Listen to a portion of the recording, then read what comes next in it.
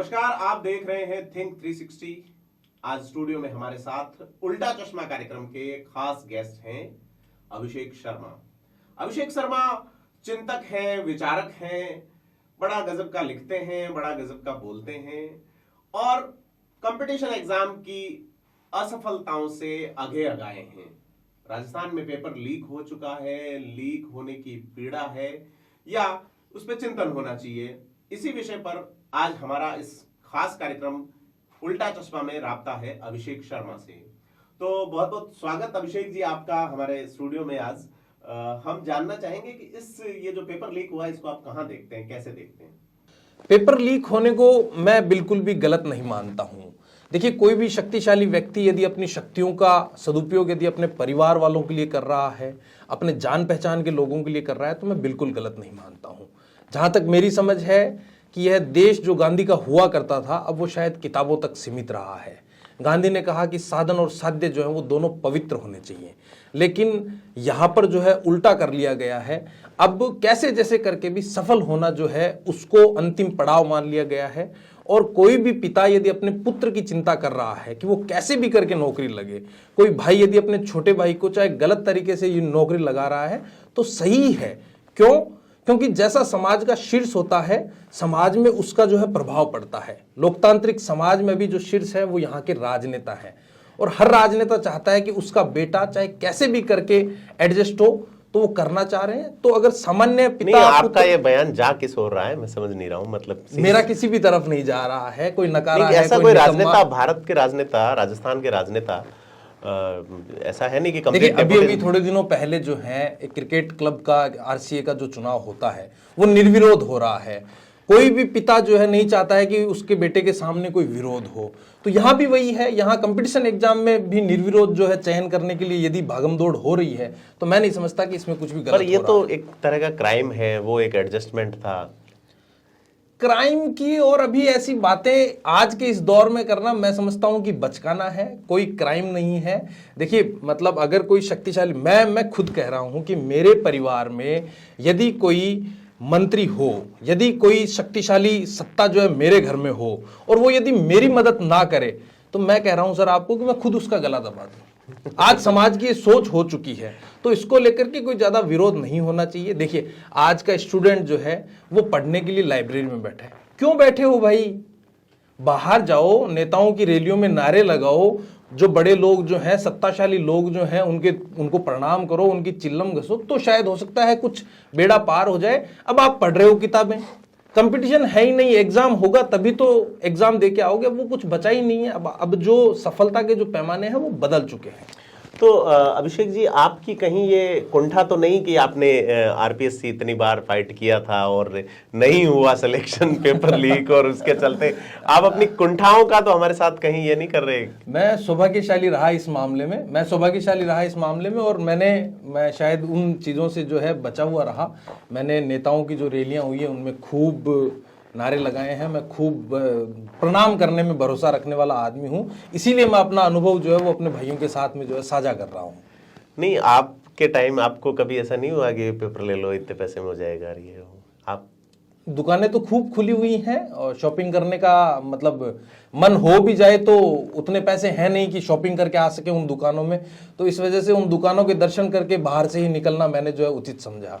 किस टाइप के लोग मिलते हैं आपको पेपर के लिए? मतलब मुझे ही नहीं मिलते, हर एक प्रतिभागी जो प्रतियोगी परीक्षा की जो तैयारी कर रहा है उसको गाहें बगाएं चाय की थड़ी पर या इधर उधर से उनके संपर्क जो है, ये चूंकि ये जो युग है ये कलयुग नहीं है, ये सूचना का युग है, सूचनाएं आदान प्रदान होती रहती है, ऐसे लोगों से जो है राब्ता होता रहता है। मुझे एक मोटा मोटा आइडिया दो कि जैसे पेपर दे दूंगा या इंटरव्यू में मदद कर दूंगा या पूरा पैकेज होता है, ऐसा होता क्या है मामला? नहीं, ऐसा तो वो शायद हो सकता है, मुझे जैसे यूएस पोलो के अंदर या ये जो लिवाइस की जींस टी शर्ट जो आती हैं, इनमें जैसे ऑफर निकलते होंगे, शायद उनका मैकेनिज्म जो है उस हिसाब का होता होगा। और अब चूंकि मैं कैमरे पे हूं, मैं कुछ ज्यादा बोल दूं तो शायद हो सकता है कि जो संस्थाएं जो निगरानी कर रही है उनको लगे कि हाँ इसके पास में ज्यादा डाटा, चलिए इसके पास में चल के आते, तो मैं थोड़ा सा बचना चाहूंगा। तो अभिषेक जी, मैं आपसे ये जानना चाहूंगा कि आप राजनीतिक रूप से भी खूब सक्रिय रहे और कई आप पॉलिटिकल एनालिसिस भी बहुत अच्छा करते हैं, कई जगह आपने सर्वे का भी अच्छा काम किया है और लिखते भी अच्छा हैं। तो आपका अगर प्रतियोगी परीक्षाओं में चयन नहीं हुआ, उसके बाद आप ये जो पेपर लीक नेताओं वाली आपने बात की, खास करके जो वैभव गहलोत का चयन हुआ है, मैं किसी का नाम नहीं ले रहा हूँ, नहीं आरसीए के जो हाँ, हाँ, बिल्कुल, हाँ। तो उनका जो चयन हुआ है, तो उसका और इसका तो कोई कोरिलेशन नहीं है। वहां पे तो इलेक्शन था, यहाँ सिलेक्शन है दोनों में आईओएन है दोनों को। देखिए, जब चीज ना मिल रही हो उसको जो मिला दे वही तो नेता है। तो अब इसके अंदर आप जो कह रहे हैं कि सहयोग नहीं मिल रहा है, मैं आपको ये कहना चाह रहा हूं कि बात संयोग की नहीं है। मैं कह रहा हूं कि जैसा समाज का शीर्ष जैसा व्यवहार करेगा उसका प्रभाव जो है वो नीचे तक आएगा। यही मैं कहना चाह रहा हूं कि हमारे नहीं, आपने गांधी की बात की, तो हमारे जो मुख्यमंत्री हैं अशोक गहलोत जी, वो तो मारवाड़ के गांधी कहलाते हैं सर। और उनकी योजनाओं में और उनमें साफ तौर पर दिखता है कि कितने सरल वो दिखने में ही लगते हैं, दूसरे नेताओं की बजाय इतने तामझाम से दूर रहते हैं। तो गांधी का देश किताबों में तो नहीं है, हमारे नेता के व्यक्तित्व में झलक ही रहा है। देखिए, पुत्र प्रेम से न पहले कभी कोई बच पाया है न अभी कोई बच पा रहा है। मेरा जो चर्चा का जो आपसे, पुत्र प्रेम तो होना ही चाहिए। पुत्र मोह और प्रेम में थोड़ा सा अंतर है शायद, मुझे लगता है। पुत्र प्रेम हो रहा है, इसीलिए तो अगर किसी पिता ने अपने बेटे को नौकरी लगाने के लिए यदि किसी के झांसे में आकर के कोई सेटिंग की है, तो इसीलिए तो मैं कह रहा हूं, मैं इसको कोई गलत नहीं मानता हूं। वो अलग तरीके से प्रेम कर रहे हैं, यहाँ अलग तरीके का प्रेम दिखाया जा रहा है, दोनों जगह है प्रेम। अच्छा, ऐसे पिताओं का क्या जो बेचारे आप ही की तरह पैकेज देने में असमर्थ थे कि हम पैसे नहीं दे सकते और उनका सिलेक्शन नहीं हो पा रहा, उनका हक मारा जा रहा है, उन बच्चों का खास करके? जिस हिसाब की मैं कहने से बचना चाहूँगा, लेकिन फिर भी आज की पीड़ा यह है सर कि यदि कोई इतना सामर्थ्यशाली और सक्षम नहीं है तो मैं समझता हूं कि उनको प्रतियोगिताओं की दौड़ से बाहर हो जाना चाहिए। सपने ही नहीं देखे मतलब? बिल्कुल, क्योंकि अभी जो हुआ है वो सिर्फ एक झांकी है। और मैं धन्यवाद देना चाहूँगा प्रशासन का, पुलिस के उन जाबाज अफसरों का, सिपाहियों का, जिन्होंने उनको पकड़ा है और एक हल्की सी झलक जो है वो समाज को दिखाई है।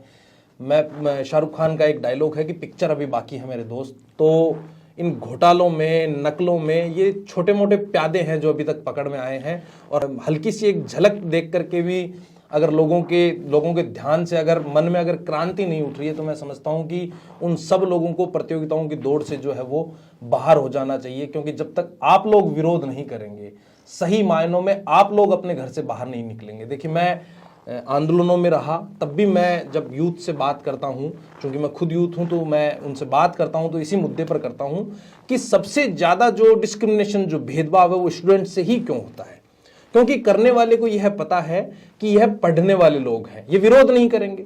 जबकि आप लोगों ने भगत सिंह को पढ़ा है, रशिया की क्रांति आप लोगों ने पढ़ी है, फ्रांस की क्रांति आप लोगों ने पढ़ी है, स्वतंत्रता संग्राम आप लोगों ने देखा है, लेकिन आपने सिर्फ उन चीजों को पढ़ा ही है, आपने उनको अपने जीवन में, व्यवहार में नहीं लेके आए हैं। इसलिए डिस्क्रिमिनेशन करने वाले को पता है कि ये लोग विरोध करने की बजाय पढ़ना ज्यादा पसंद करेंगे। मुकदमा हो जाएगा सर, मुकदमा हो जाएगा, आईपीसी लग गई तो फिर आपको कौन बढ़ने देगा कुछ? देखिए सर, हम उस देश में बात कर रहे हैं जहां स्वतंत्रता प्राप्त करने के लिए लोग फांसी के फंदे पर झूल गए थे।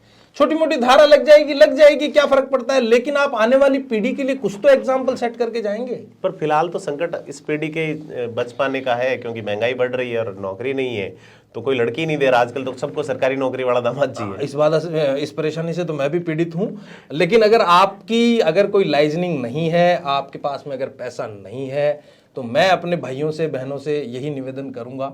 और पैसा नहीं है और आप असक्षम हैं, लाइजनिंग नहीं है और आप विरोध भी नहीं करना जानते हैं, तो मेरे दोस्त, तुम लोगों को शायद कोई दूसरा व्यवसाय या व्यापार जो है वो कर लेना चाहिए, बजाय कि तुम लोग पढ़ाई करो। सर, यूपीएससी भी एक बड़ा संस्थान है, उसके पेपर आउट नहीं होते, टाइम टू टाइम चलते हैं। एक बयान बहुत पहले हमारे शिक्षा मंत्री थे, जिनका शिक्षकों के सामने आया था कि ये कोई नाथी का बाड़ा नहीं है। तो क्या नाथी का बाड़ा आरपीएससी हो गया है, जहां से इस तरह से? देखिए, आप आरपीएससी का जो इतिहास उठा करके देखेंगे तो पेपर जब हो जाता है तो वो बड़े लोग ढोल धमाके के साथ में कहते हैं पेपर करवा लिया है, या तो उनकी आंसर की जब आती है तब उसमें समस्या होती है, उसको कोर्ट में चैलेंज कर दिया जाता है। आंसर की फिर इंटरव्यू के अंदर धांधलेबाजी हो जाती है, फिर पता चलता है कि किसी एग्जाम सेंटर के अंदर ही गड़बड़ी हो गई है। तो मुझे, मेरी याददाश्त में, मुझे जहाँ तक जानकारी है, मुझे याद नहीं आ रहा है कि कोई भी वैकेंसी या कोई भी भर्ती जो है वो शांतिपूर्वक जो है वो हो गई है। कहीं ना कहीं कुछ ना कुछ इनके लिए होता रहता है। जबकि आप यूपीएससी का एक ट्रेंड देखेंगे, वहां एग्जाम भी होते हैं, तय समय पर होते हैं। जिन लोगों को जानकारी नहीं है उनके लिए मैं बता दूं कि यूपीएससी जो है वो अपना 1 साल पहले कैलेंडर जारी कर देती है, और आज दिन तक उनका कभी कभी कुछ अगर कोई राष्ट्रीय अनहोनी नहीं हुई है तब तक तो नहीं कह सकते, लेकिन पैटर्न वही रहा है। जो डेट उन्होंने दी है 1 साल पहले दी है, और उसी डेट पर उनका एग्जाम भी हुआ है, कॉपी भी चेक हुई है, इंटरव्यू कॉल भी हुए हैं, लोग नौकरी भी लगे हैं। न जाने क्यों ये सिर्फ राजस्थान की ही समस्या नहीं है, राज्य चयन बोर्ड जहां कहीं पर भी है वहां ये समस्याएं हो रही है। मतलब सरकारी इंटरफेरेंस, जैसे आरपीएससी के मेंबर होते हैं, चाहे अब यूपी में देख लो यूपी पीएससी है या पंजाब में पीपीपीएससी है, तो वहाँ जो मेंबर चुने जाते हैं उनकी योग्यताओं पे सवाल है। अभी तो जो है वो एक सीनियर आईपीएस तो उसके चेयरमैन हैं, वहाँ एक कवि की पत्नी है जो कि प्रोफेसर भी बताए जाते हैं, और एक प्रोफेसर रह चुकी जो कि चीफ सेक्रेटरी रिटायर्ड की पत्नी है। तो सक्षम लोग तो हैं। देखिए सर, ये हमारा दुर्भाग्य है कि हम उनकी योग्यताएं जो है वो उनकी पत्नी या उससे बता रहे हैं, उनकी खुद की उससे नहीं बता रहे कि उनको नहीं, क्या क्या। देखिए ये हमारी दुर्भाग्य हमारा क्या है, वो यह है कि कवि की पत्नी होना न होना ये विषय नहीं है। सरकारी संस्थाओं में जो सरकार जो चयन होके आएंगे और जो राज्य की नीतियों का फैसला करेंगे, उन लोगों को चयन करने के लिए जिन लोगों को बैठाया गया है, वहां अब हम जाति के हिसाब से जो है सदस्यों का चयन करते हैं। हम लोग जाति को संतुष्ट कर रहे हैं, न कि राज्य की पॉलिसीज को लाने वाले कैसे ऑफिसर्स हम ला सकेंगे उनका मूल्यांकन करने की बजाय जातियों को तुष्ट करने के लिए अब जो है सदस्यों का जो है चयन हो रहा है। और मैं समझता हूं, जहां तक मेरी समझ रही है, मैं जब से जानकारी रख रहा हूं तब से यही ट्रेंड चलता आ रहा है। तो ये हमारा दुर्भाग्य है। तो आप शुरू में कह रहे थे पेपर लीक ठीक है, अब ये कह रहे हैं दुर्भाग्य है, तो इसको कैसे मतलब? देखिए सर, ये पीड़ा है, और मतलब मैं फिर एक बार दोहराना चाहूँगा कि हम लोग सवाल तभी उठाते हैं जब हमारे पास में शक्ति नहीं है या सत्ता नहीं है। जिस दिन हमारे पास में सत्ता और शक्ति होगी उस दिन हम भी ऐसे ही करेंगे। हर कोई करता आया है, और ये चीज़ें हमें समझनी होगी कि यथार्थ में और इनमें क्या फ़र्क है। सर, ये सच्चाई है। मैं उस व्यक्ति को, देखिए जैसे कहा गया है कि जो शक्तिशाली होता है ना, वो अगर अहिंसक है तो सही मायनों में अहिंसा की परिभाषा निकलेगी। आज हर कोई व्यक्ति, मैं अपने दोस्तों के साथ में हम लोग लिखते रहते हैं, तो उसमें हम लोग एक लाइन लिखते हैं कि लड़ाई यह नहीं है कि सामंतवाद को जो है खत्म किया जाए, लड़ाई यह है कि अब सामंत जो है मैं बनूंगा। तो इसीलिए कोई विरोध कर रहा है और कर रहा है। सही मायनों में अगर देखा जाए तो जिस किसी के पास में भी शक्ति रही है, सत्ता रही है, सब लोगों ने अपने घर वालों के लिए, अपने जान पहचान वालों के लिए उसका उपयोग किया है। तो इन लोगों ने भी अगर कुछ किया है तो मैं इसमें गलत नहीं मानता हूं। तो क्या इनको छोड़ देना चाहिए? सोशल मीडिया और सार्वजनिक मंच पर ऐसी बात तो नहीं कहनी चाहिए, बिल्कुल नहीं छोड़ा जाना चाहिए, और जितनी कठोर से कठोर सजा हो सके, और इनके जो मुखिया जो हैं, इनके प्रधान जो हैं, उन तक जो है पहुंचें, और एक समाज के सामने एक प्रशासन को, सत्ता को जो है एक उदाहरण प्रस्तुत करना चाहिए, ताकि उन लोगों के हौसलों को जो है वो ताकत मिले जो अपने पिता की खरी कमाई से इस शहर में पढ़ने आए हैं, बड़े शहर में पढ़ाई कर रहे हैं। उनके परिवार वाले इतने सक्षम नहीं है कि उनको पढ़ा सकें, लेकिन फिर भी वो पढ़ रहे हैं। उन लोगों में एक जोश आए, ऊर्जा आए। देखिए सर, पिछले 4-5 सालों में जितने पेपर जो हैं घोटाले हुए हैं, जितने पेपर्स आउट हुए हैं, जितनी परीक्षाओं में गड़बड़ी हुई है, कहीं ना कहीं युवाओं का जो है वो भरोसा उठ रहा है। मैं और आप जो बात कर रहे हैं वो एक हास्य के लिए हो सकता है कि अलग विषय हो, लेकिन सच्चाई यह है कि लोगों का सर भरोसा उठ रहा है। उस भरोसे को अगर बचाना है तो हम सब लोगों को एकजुट होना पड़ेगा। समाज को सामूहिक प्रयास करना होगा कि ये ताकतें अब इस समाज से जो है वो खत्म हो। तो अभिषेक जी, पिछला जो पेपर लीक हुआ था रीट वाला, उसमें पेपर लीक करने वाले तो जेल गए ही, जिन्होंने पेपर पढ़ा उन भी करीब 2800 लोगों पे मुकदमे सरकार ने किए।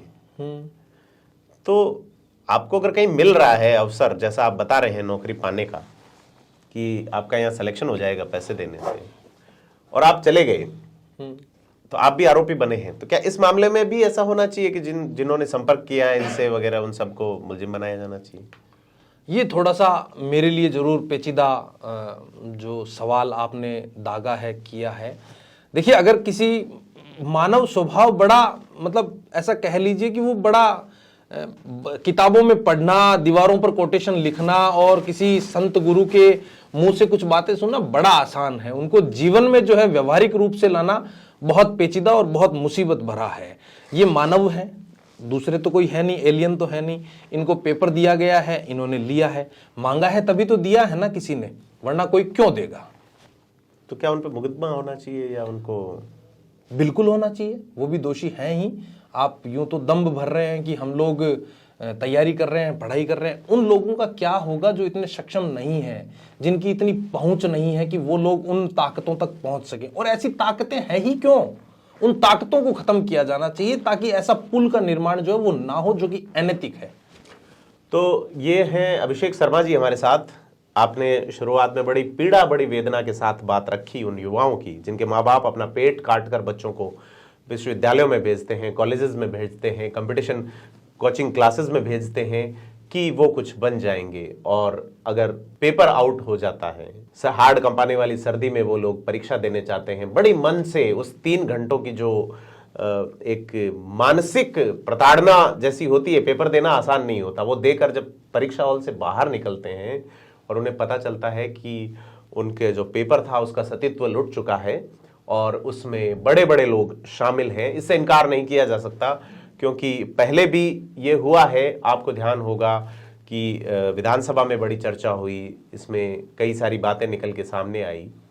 तो अभिषेक जी ने कुछ बातें हास्य या व्यंग्यात्मक रूप में कही हैं, कई बातें इन्होंने बड़ी गहरी कही है। तो बहुत बहुत धन्यवाद अभिषेक जी, हम लगातार आपसे रूबरू होते रहेंगे। तब तक आप लाइक, शेयर और सब्सक्राइब करें थिंक 360 को।